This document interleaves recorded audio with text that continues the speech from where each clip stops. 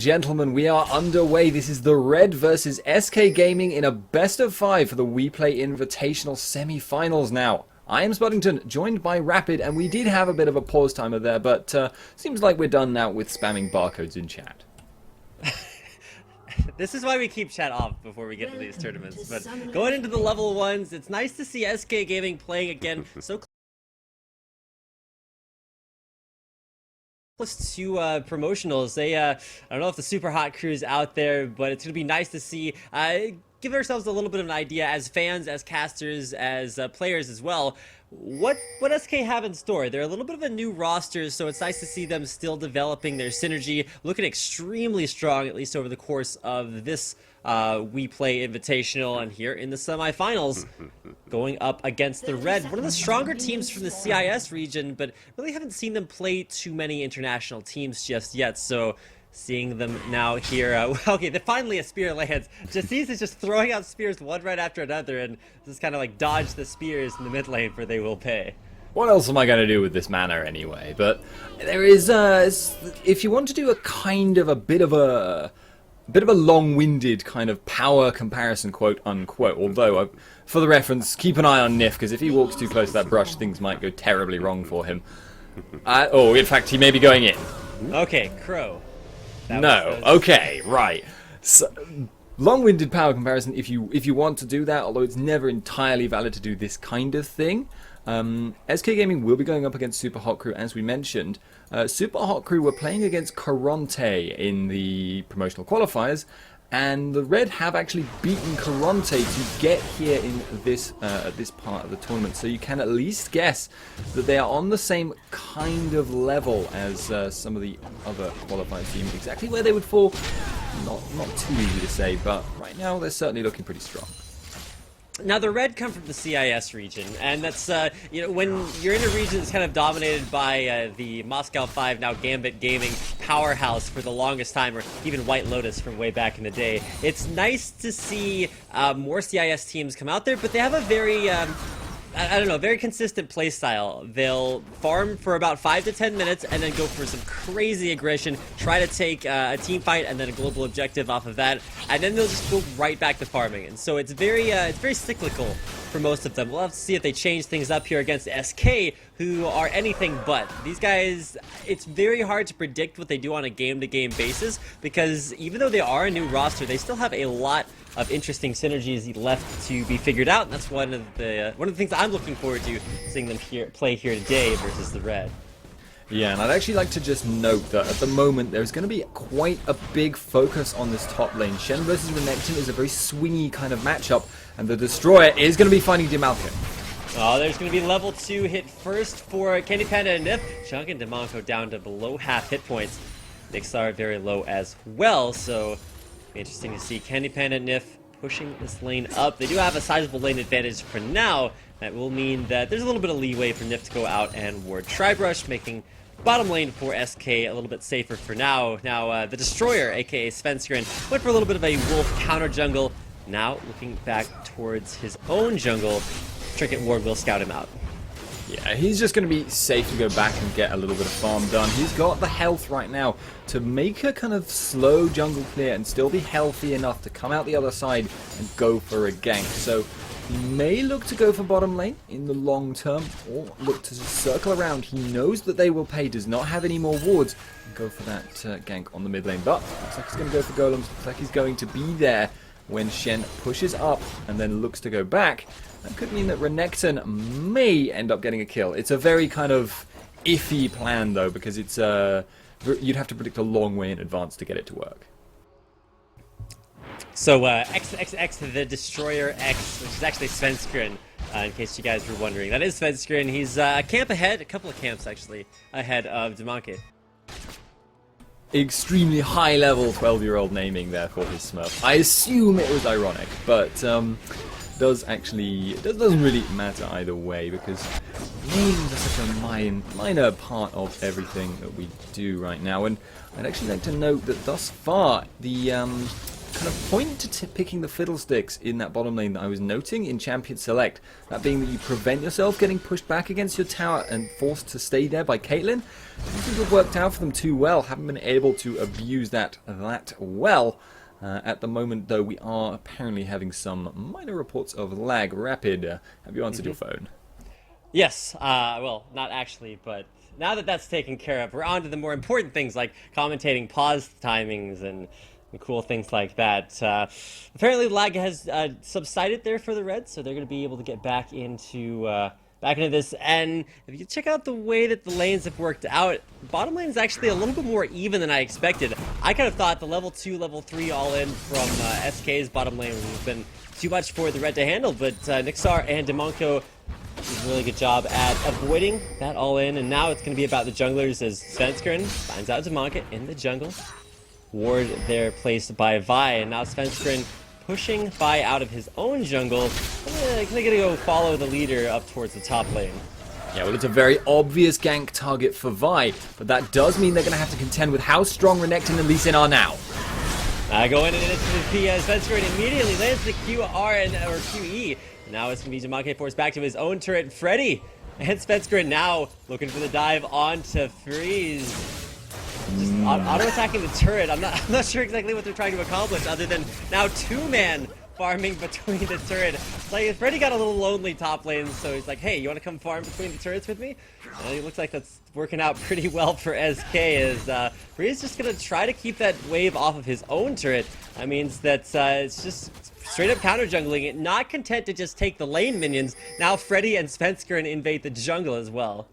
And this is a great way of abusing how much stronger Renekton is than Shen at this stage of the game. Because he is better in a one-on-one at this stage of the game, but he was also much stronger in that 2-on-2 situation there. If he had Dominus, that would have been disastrous to try and fight 2-on-2 for the red there. That being said, he is now going to have to go back, and it does seem like Fiery's is getting to a point where he's tanky enough to just farm a minion lane in front of his tower while Freddy farms behind. But he will fall behind the longer that goes on. He will lose just a couple here and there to the tower.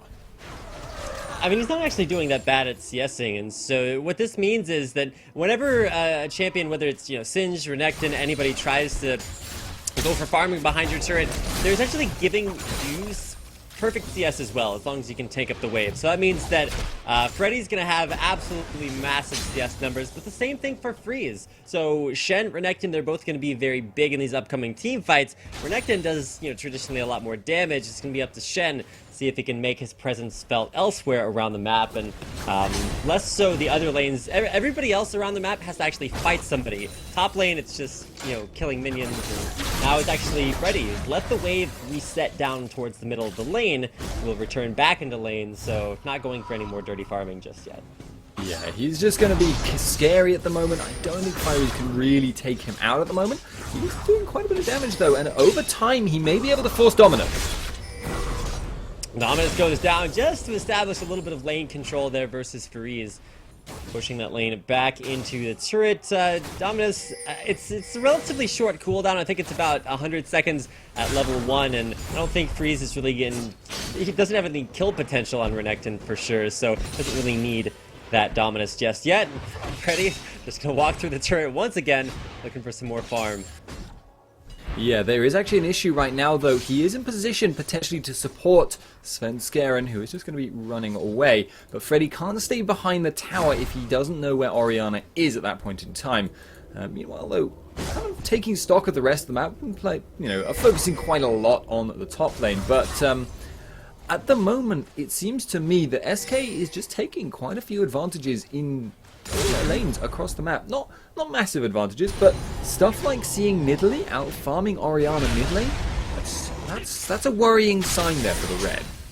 Yeah, Orianna is just a champion you can farm so well on. You can get up to crazy CS numbers, and if you want to look at the lane, instead of looking at it as lanes, you can look at it as quarters. And SK pretty much control 3/4 of the map, including that upper jungle for the red. Svenskeren and Freddy both have just completely made that their own. Oh, nice taunt layer, Shadow Dash onto Svenskeren, take it down very, very low. Now they're going to go for the dive. Immediately, Ignite goes down, Safeguard out.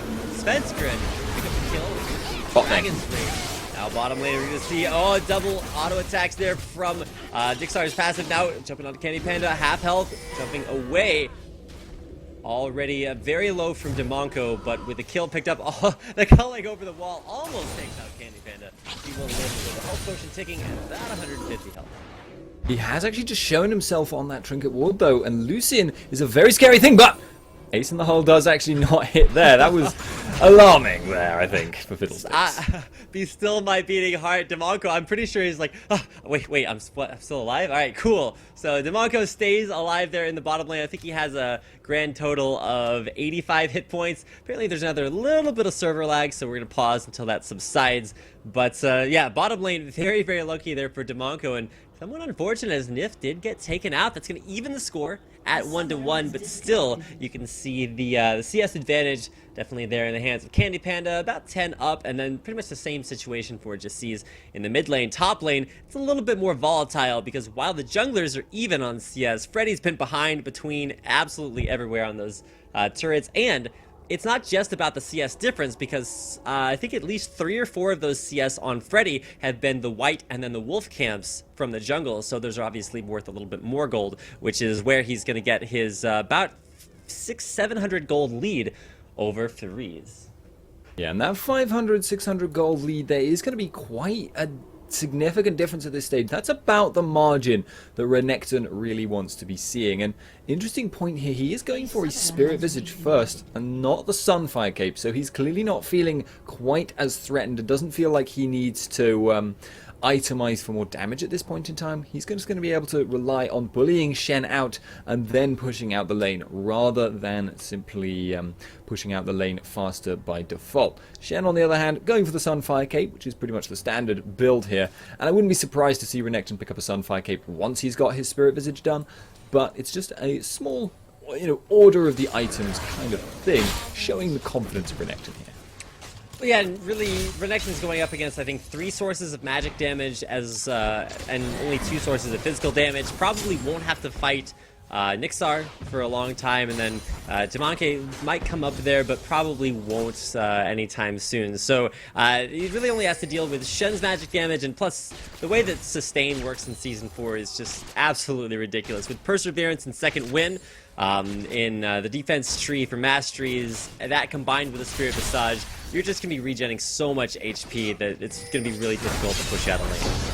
Yeah, and it's actually even stronger if you get the Spirit Visage because it will amplify the health regen when you're getting low. However, Lee Sin is in the bottom lane, has been spotted out, but they will pay.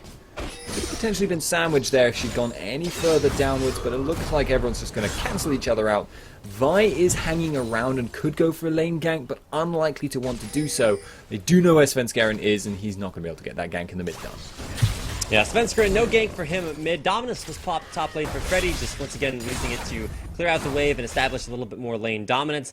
A couple waves of minions pushed into Therese's turret. That will be the first turret of the game going down. SK securing, finally, that first turret advantage. Now, Svenskeren, he's just back in the jungle jungling. Freddy is so strong right now that he doesn't really face a whole lot of kill potential from Therese, and to be honest, I don't think there's any 2 players on the red that could take Freddy down right now. So he has made that top half of the map his own. Now it's up to the rest of SK to secure the bottom half. That's exactly what they're doing, taking down the first dragon of the game.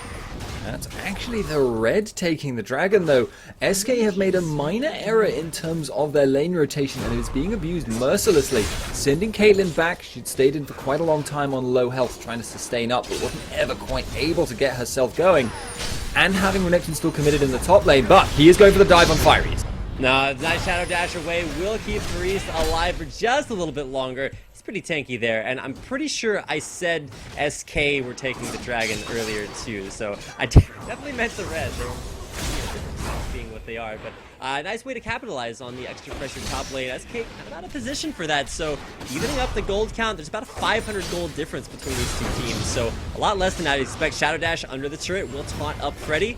Gonna take some extra turret shots. Bottom lane is gonna be Tibbers dropped onto Demonco. He is out of there. Nixar will use that relentless pursuit to, well, actually hasn't used that, so there's Ace in the hole. Nixar will block that out for Demonco once again, and mid lane, a little bit of damage on to Svenskeren, but overall, a lot of aggression top and bottom, but nobody dying just yet. Yeah, I think most of the goal difference between the two teams at the moment is actually focused on Renekton. Keep harping on about the lane, but Renekton is definitely an important factor in this because as long as he can stay ahead of Shen, he will apply a lot of map pressure, and Shen won't be able to abuse Stand United to the max, as it were. However, eventually, assuming this game goes on for quite a long time, or if Shen is able to get, a leg up from a kill or two somewhere, he will actually be able to out-trade Renekton. If that happens, he can push Renekton back continually, and Renekton will be very, very slow to react to any map pressure. However, they will pay now. Going to be fighting over this blue buff. Yeah, the blue buff is probably very, very solidly going to Svensker, and he's going to take that away. Freddy's right there. It's the buddy system between Freddy and Svensker. It's nice to see those two guys getting along, and they've kind of been tag teaming that top half of the map for a really long time. You can see this nice crescent of wards placed in the upper jungle there by SK.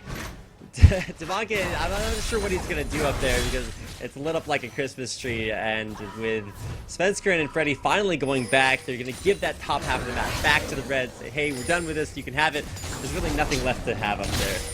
Yeah, but their wards will remain, so they can go back there if they want. Jez is actually going quite aggressive in this mid lane here, not going to be able to really get anything done, but he is actually at the moment seriously grinding Orianna down, pushing her out of lane in a one-on-one. Honestly, normally I would expect that matchup to go in the favor of Orianna, especially early on, but it seems like thus far they will pay. Oh boy, there was a fight. Blah, I'm dumb. Oh well, seems like they will pay. Was not able to really apply that early pushing pressure that Nidalee is so weak to. Yeah, Nidalee, especially just is landing a couple of huge spears on They Will Pay, pushed him out of lane, and now it's actually Demonke who has to come back into lane and hold that out. Turret will fall, though, even through the Vi ultimate. Hipster Just doesn't even care. He actually traded effectively against Demonke, and now pause comes out from Demonko, and that will mean a little bit of extra time to kind of take stock of the situation. 3 turrets, all outer turrets taken down for SK, and while Furice has actually done a good job pushing back against Freddy 1-2-2 up in the top lane, bottom lane, Candy Panda and Nif are onto the second tier turret down there. Yeah, and the inner turret in the top lane is also down to about half health. SK, although they aren't taking massive gold advantages on any of their single players, they are pushing back. They are slowly taking small advantages, and with this map control that they're getting here, you can see how many wards they have in the bottom jungle, for instance, and how relatively easy it is for them to get more wards in the upper jungle. If that mid tower falls too early, it's going to start being very, very difficult for the Red to predict the movements of the rest of the team of SK, and if that situation arises, their ability to get picks with Vi, their ability to abuse Shen Stand United will be severely diminished. They just will not be able to get themselves in the right position at the right time as a result. Now, positioning, like you talked about, is going to be it's going to be something that SK probably have a little bit more work to do. We mentioned the first dragon that the Red got was just due to SK not being around, not really valuing that objective too much. And to be honest, I mean, they've been able to pick up 3 turrets so far, so their objective control in turrets is great, and turrets don't respawn, dragons do, so they might go for picking up more of those later on, but really the pressure is on to the Red. They've lost their outer ring of turrets, and that just means that if SK had an easy time going through their upper jungle, now there's not a lot of extra security outside the base for the Red. Game will unpause, and now we'll actually see if Decisive is in a little bit of trouble. Command Shockwave will hit only Svensker, and Demonke will flash out. Now it's Svensker getting away. So Decisive stays alive for now. Doesn't quite have that Athene's Unholy Grail, but will as soon as he decides to head on back to base. Really, really confident play there by Decisive, though. You notice he has Flash and Barrier available. Didn't pop either of them. Very, very sure he could escape. However, Svensker may find Demonke. Not going to be able to do that, and I really hope I'm not butchering that name. I wouldn't know. Cleanse forced out by Candy Panda in the bottom lane as a nice fear from Demonko was able to, I don't know, make him a little bit too scared right as... Did you see that mid lane?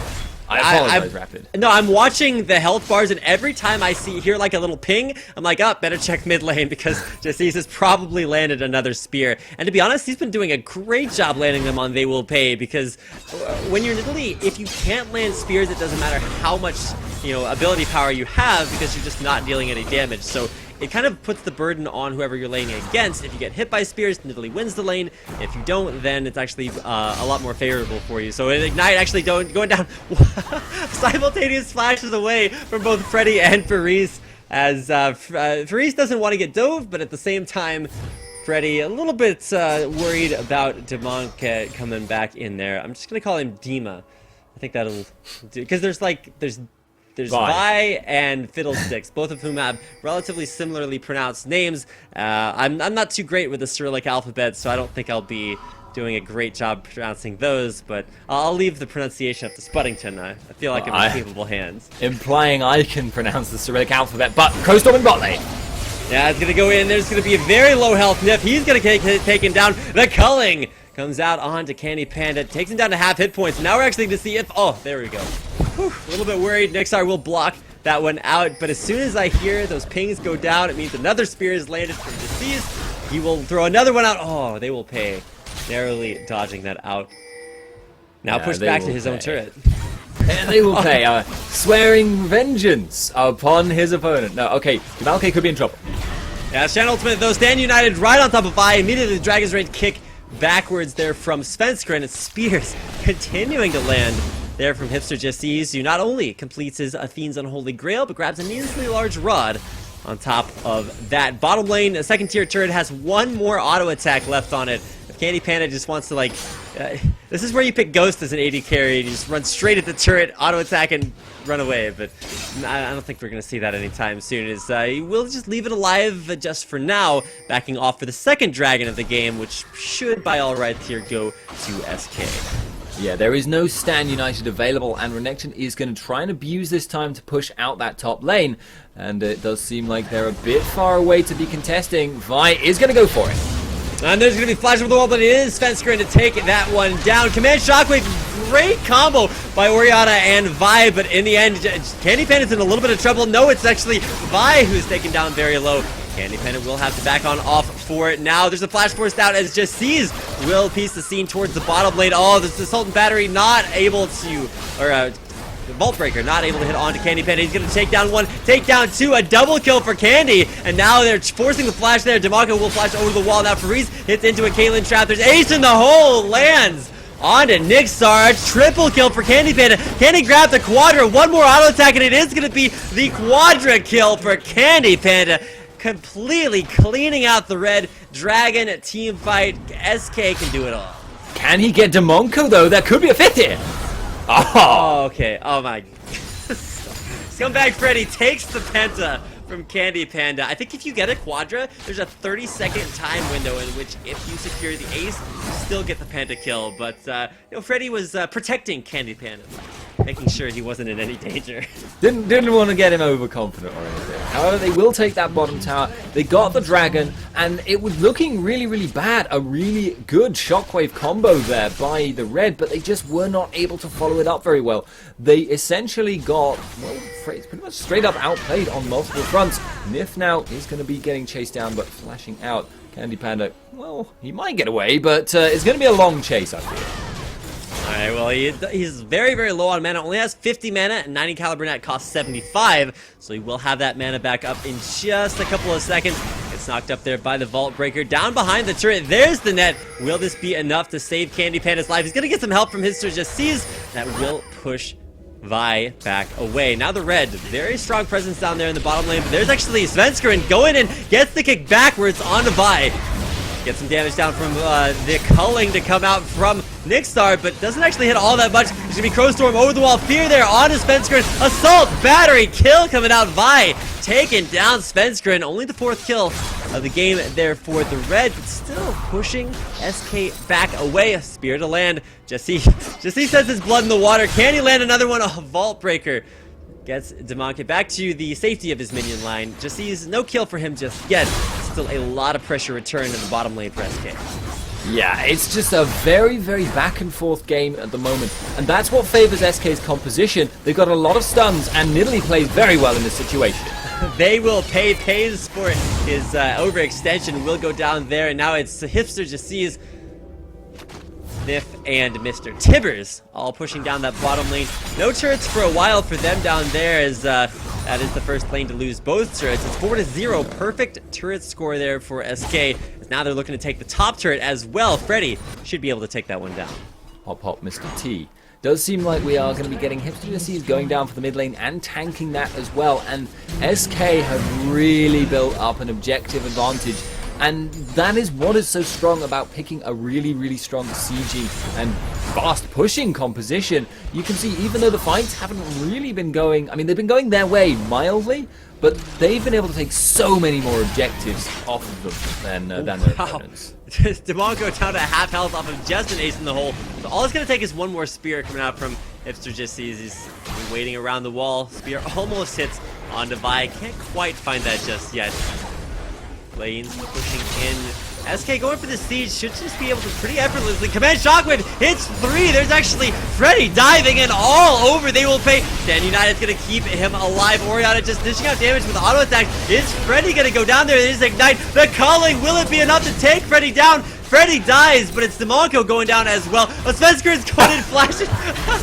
Flashes out immediately. Doesn't want that. That's what happens when you double tap Q a little bit too quickly. Now it's actually Freeze returning there. Gets the Shadow Dash on Hipster. Just sees there's Assault. Battery. Damage from Nixstar. Able to take him out with the Light Slinger passive. And now it's Svensker going back in. Safeguards back away. Just floating like a butterfly and stinging like a blind monk, I suppose it will. And the red actually successfully defend their base. Don't successfully defend their inhibitor though, and that is the first inhib of the game. 7 turret advantage for SK. Yeah, they are, as has been mentioned before, even though these fights seem relatively equal, even though in a straight up 5-on-5, SK's composition is only really good on the retreat, because they are so good on the retreat and because the red have not found opportunities to split push and take objectives off of that, they are just falling further and further behind right now, and that is not a good thing for them. They now have to contend with the massive map pressure and the fact that there is a very safe Baron clear from SK. They can do Baron, essentially, and force the red out of their base to stop them and take no real lasting damage because they have very, very sustained characters to do it. But at the same time, some of the changes in Season 4 are going to kick in here for the red. Having an inhibitor down now only affects that single lane that the inhibitor is down in, so the side lanes won't push automatically by themselves like they used to in Season 3. For the red, that means that I guess they pretty much only have to defend that middle lane for now, but with all the map control that SK have, it's just going to be a free Baron if they want it, but it does look like they're just going to push things out first with SK Candy Panda all the way down in the bottom lane. Yeah, the best thing if you want to apply map pressure and force the enemies into that situation where they're in a lose-lose is actually potentially to catch someone out in mid. And there's going to be Mr. Tibbers going down there onto Demonco. There's Vi coming over the wall right onto Just Seize. They will pay, hasn't paid just yet. There is Renekton, the Toll Collector, trying to take it down. Ignite goes down. Oriana, one last auto attack, and it's Freddy to pick up the first kill of that fight. Spirit lands onto Freeze, actually takes him pretty low. And after all of that initiation, it's only Oriana that goes down, and surprised to see SK pushing down the lane that already has the inhibitor down. Should like to see them disengage, possibly to try to catch out onto Vi, who is going to make it out alive for now. Ace in the hole is not up, so gonna go into Tri-Brush. Candy Panda, can you find him out? Just sees, walks into the brush, finds the monkey, able to take him out. Very nicely done indeed, and it was an unfortunate fact that Vi was left with the choice of trying to execute herself, which she most likely would have been able to do, or potentially sneaking out. But if she did die in that situation, executing herself, and SK's team had actually moved away, it potentially opened them up for an objective. So understandable she would try and sneak out, but wasn't able to get it, and now it's like they're going to be time for They Will Pay. Ooh, yeah, They Will Pay, and bottom lane forced away, but does have some friends there in the form of Nixstar and Demonco. So, for the time being, the red are able to defend their base relatively well, but will have to deal with a super minion wave now pushing in. Oh my, crit from Candy Panda. They Will Pay is gonna have to go back to base for now, and that means that SK pushing in on their second base turret of the game. Yeah, they are actually taking the tower down very quickly, and Renekton is drawing a lot of aggression here. They're gonna go for the insect. Oh, the fear immediately back there on Svensker, and This Gen ultimates command shockwave right onto Candy Panda. Cleanse flash away. Candy's gonna stay alive for now. Will Ignite take him down? I don't know. It probably should keep him alive. Demaco in there with a Crow Storm. A lot of damage to shout. Nixar able to deal a lot in return, but Freddy is just too tanky right now. He's taking up the entire team. Demaco will fall. Vi's down. Nixar forced to DPS from the base. There's the culling on to Freddy. Probably won't be able to take him down just yet, and sustaining through 2 Nexus turrets, he will stay alive. Backing on out, there's going to be Shadow Dash Safeguard in. Freddy stays alive, and Spencer's got his back. Hidden Gem does respawn, looking to take it down for the second time. Nixar very low, getting ignited, but should be able to stay alive. No spear to land, therefore it just sees. And overall, I like the defense of the base, but at the same time, SK one more inhibitor down. Now it's only that top lane left for them to take, but very low hit points. SK will back on off for now. And actually an interesting thing that has appeared in chat for me, Vi actually saying GG, but no surrender vote called. So it feels like the red are a long way behind, and maybe they are, but it does seem like they haven't quite given up yet. They are in a bad situation, though. I don't think there's any way of denying that. Demonco knows what SK is very likely to go for next, has warded. There's actually a little bit of a deception going on here. He's put one ward, which he knows is in range of that pink. He's going to put another one down, which he is guessing they will not check out.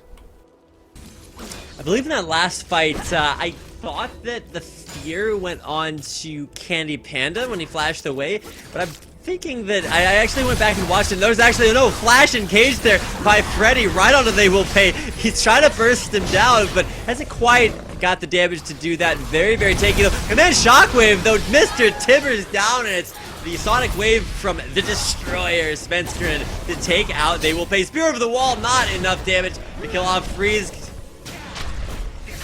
Like, oh, the flash kick, or the kick, and then the flash is sent.